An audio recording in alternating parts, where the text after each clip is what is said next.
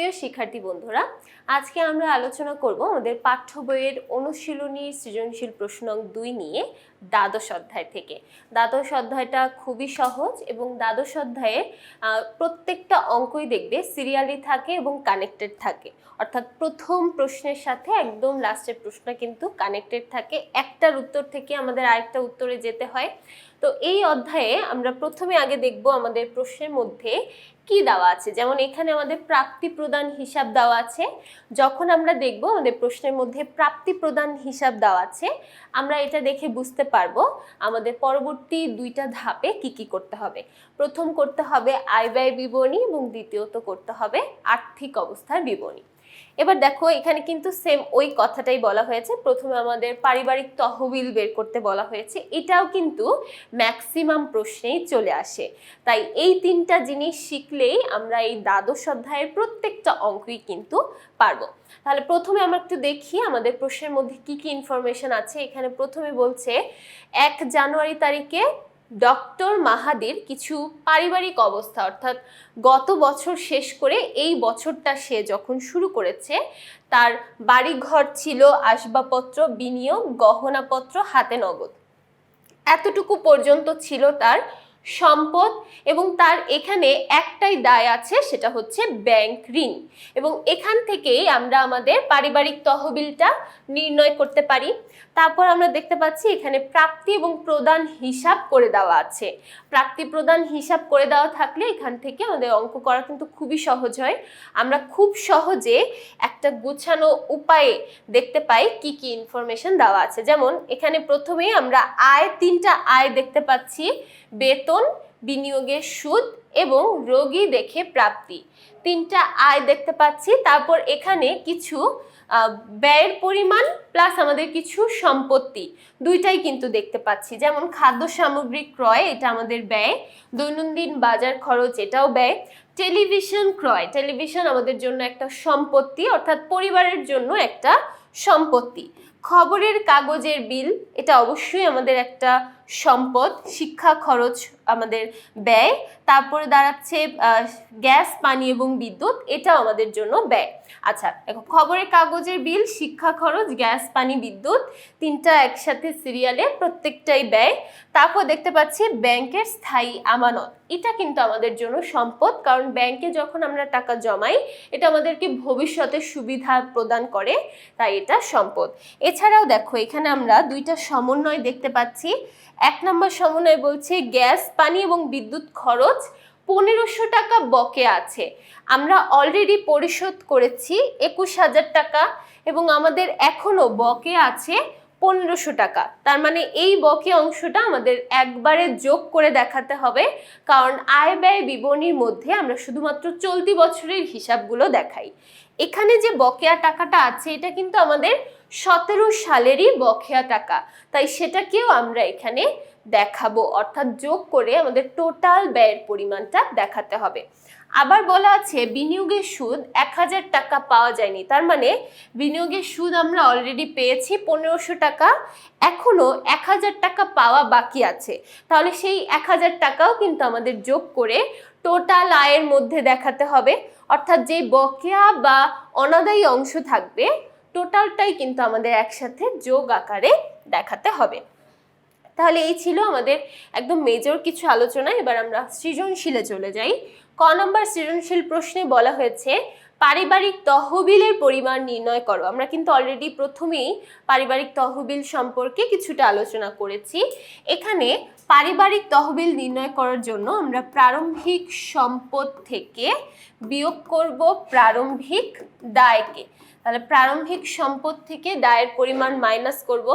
এখানে বাড়িঘর, আসবাবপত্র, তারপরে আছে বিনিয়োগ, তারপরে আছে গহনাপত্র, হাতে নগদ, এই প্রত্যেকটা সম্পদ যোগ করব এবং সেখান থেকে বাদ দিব ব্যাংক ঋণ। তাহলে আসো আমরা একটু দেখি কিভাবে আমরা করতে পারি। প্রথমে আমরা এই সম্পদগুলো যোগ করলাম, যোগ করলে আমাদের টোটাল সম্পদের পরিমাণ দাঁড়াচ্ছে 11,83,000 টাকা। এবার এই 11,83,000 টাকা থেকে আমরা আমাদের ব্যাংক ঋণ 6,000 টাকা বাদ দিচ্ছি। তাহলে এই আমাদের পারিবারিক তহবিলের পরিমাণ দাঁড়াচ্ছে 11,77,000 টাকা। তাহলে এই হচ্ছে আমাদের পারিবারিক তহবিল। এরপর চলে যাচ্ছি খ নাম্বার প্রশ্ন। খ নাম্বার প্রশ্নে বলা হয়েছে পরিবারের আয় ব্যয় বিবরণী প্রস্তুত করো। পরিবারের আয় ব্যয় বিবরণী সাধারণত আমরা এই প্রাপ্তি প্রদান হিসাব থেকেই প্রস্তুত করে থাকি। তাহলে দেখো, প্রাপ্তি প্রদান হিসাবে বেতন, বিনিয়োগের সুদ এবং রোগী দেখে প্রাপ্তি, এই তিনটা থেকে আমরা সাধারণত আমাদের প্রাপ্তি প্রদান হিসাব থেকে আমরা আমাদের আয় ব্যয় বিবরণী প্রস্তুত করতে পারি। তাহলে এই তিনটা যাবে আমাদের আয়ের অংশে, এবং ব্যয়ের অংশে কি কি যাবে সেটা কিন্তু অলরেডি আমরা আলোচনা করে ফেলেছি। তাহলে দেখো আমাদের আয়ের অংশে কি কি দাঁড়াচ্ছে। আমরা প্রথমে আয় দেখতে পাচ্ছি, বেতন আছে 3,63,000, রোগী দেখে প্রাপ্তি আছে 1,20,000। এবার বিনিয়োগের সুদ আমরা অলরেডি পেয়েছি 1,500 টাকা, কিন্তু এটার সাথে আমাদের সমন্বয়ে একটা অনাদায়ী ছিল, তাই সমন্বয়ের অনাদায়ীটা আমাদের যোগ আকারে একসাথে দেখাতে হচ্ছে। তাহলে দেখো আমরা টোটাল আমাদের বিনিয়োগের সুদ পাচ্ছি 2,500 টাকা। এবার আমরা যদি মোট আয় নির্ণয় করি, মোট আয় নির্ণয় করে আমরা আমাদের মোট আয়ের পরিমাণ পাচ্ছি 4,85,500 টাকা। মোট আয়ের পরিমাণ পাচ্ছি 4,85,500 টাকা। এবার আমরা মোট ব্যয়গুলো দেখি। প্রথমে খাদ্য সামগ্রী ক্রয় 60,000 টাকা, তারপর দৈনন্দিন বাজার খরচ করেছি 1,20,000 টাকা, খবরের কাগজের বিল 3,500 টাকা, তারপর দেখলাম শিক্ষা খরচ 28,000 টাকা। এবার দেখো, গ্যাস, পানি, বিদ্যুতের সাথে আমাদের একটা সমন্বয় ছিল। গ্যাস, পানি, বিদ্যুৎ আমরা অলরেডি পরিশোধ করেছি 21,000 টাকা, কিন্তু এটার সাথে আমাদের এখনো বকেয়া আছে। তাহলে বকেয়া আছে 1,500 টাকা। এবার 21,000 টাকার সাথে 1,500 টাকা বকেয়া যোগ করে আমরা টোটাল ব্যয়ের পরিমাণ পাচ্ছি 22,500 টাকা। তাহলে আমাদের মোট আয়ের পরিমাণ ছিল 4,85,500 টাকা, এবং আমরা আমাদের মোট ব্যয়ের পরিমাণ পাচ্ছি 2,51,500 টাকা। তাহলে 4,85,500 টাকা অফকোর্স বেশি পরিমাণ, তার মানে আমাদের আয় উদ্বৃত্ত আসবে। এবার 4,85,500 টাকা থেকে 2,34,000 টাকা বিয়োগ করলে আমাদের আয় উদ্বৃত্তের পরিমাণ দাঁড়াচ্ছে 2,51,500 টাকা। তাহলে এটা গেল আমাদের আয় উদ্বৃত্ত। এখন এই আয় উদ্বৃত্ত দিয়ে কিন্তু আমরা আমাদের আর্থিক অবস্থার বিবরণীটা প্রস্তুত করব।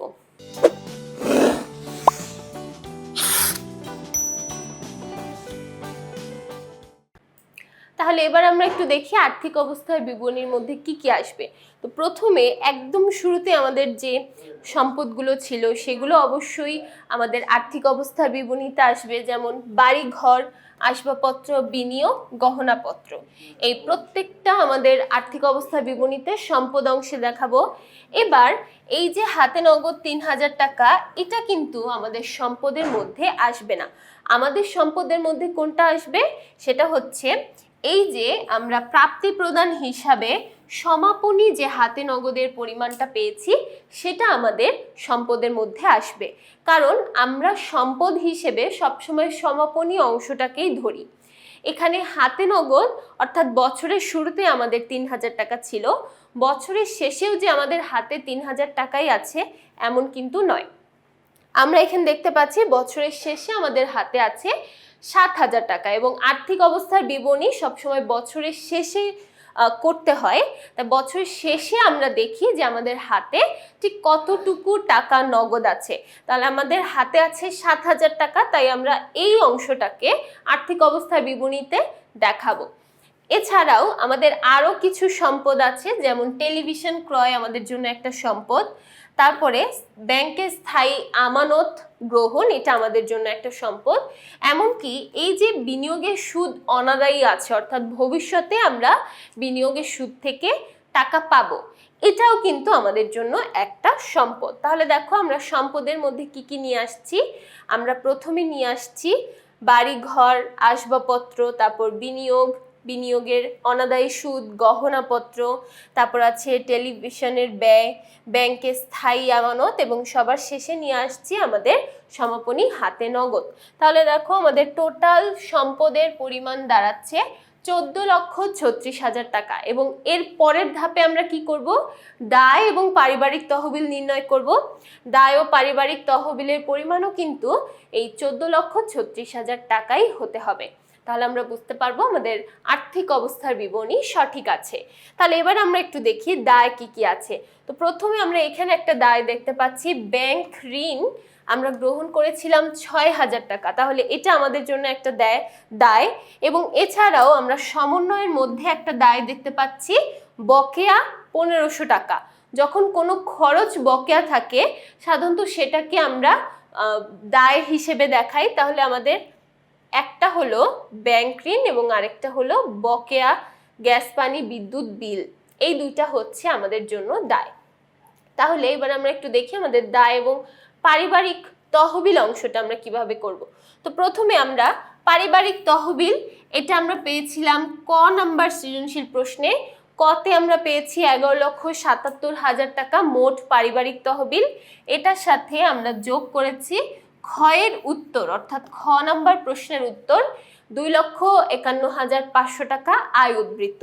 তাহলে টোটাল যোগ করে আমরা আমাদের মোট পারিবারিক তহবিল পেয়ে যাচ্ছি 14,28,000 টাকা। 14,28,000 টাকার সাথে আমরা যোগ করে দিচ্ছি আমাদের দায়গুলো। এখানে একটা হচ্ছে ব্যাংক ঋণ এবং আরেকটা হচ্ছে বকেয়া গ্যাস পানি বিদ্যুৎ বিল।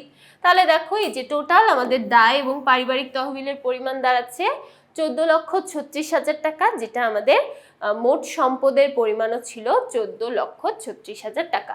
তার মানে আমরা বুঝতে পারলাম সবার শেষে এসে যে আমাদের পুরো অঙ্কটাই সঠিক আছে।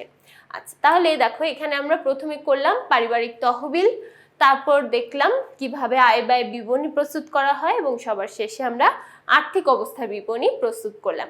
আশা করছি পুরো সৃজনশীলটাই সবাই খুব ভালোভাবে বুঝতে পেরেছো এবং কারো কোনো সমস্যা নেই। পরবর্তী পর্বগুলো দেখার জন্য সবাইকে আমন্ত্রণ জানাচ্ছি। সবাইকে ধন্যবাদ।